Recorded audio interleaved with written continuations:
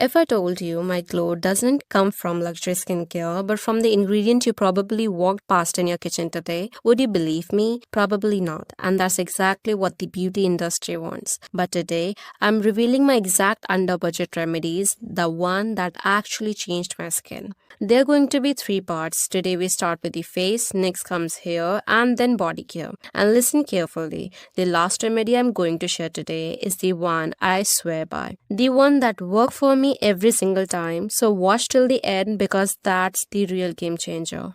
You have been told you need expensive serums, luxury masks, and a skincare routine that cost a furniture. But the truth, your skin doesn't care about the brand names. It's only care about the results. And the remedies have given me results. People think I paid thousands for it. Roasted turmeric and honey. Not raw turmeric, roasted. It takes away the harshness, keeps the brightening power, and mixed with honey, it turns into the golden mask that make my skin look lit from within. Then the Asian classic, gram flour, curd, turmeric, and raw milk. A deep cleanse, removes tan, and leave my skin feeling fresh and light. My grandmother swear by this, and so do I. Rice flour, milk, and honey. The soft brightening combo. Rice smooths the texture, milk works on pigmentation, and honey keeps it hydrated. My secret for day when I want my skin to look naturally filtered. Crushed green tea with honey. My go-to when my skin feels tired and puffy. It calms redness, refreshes, and gives me that I slept for 8-hour face even if I didn't. And finally, the one I swear by, coffee and honey. Coffee gently scrubs away the dullness, honey locks in that dewiness,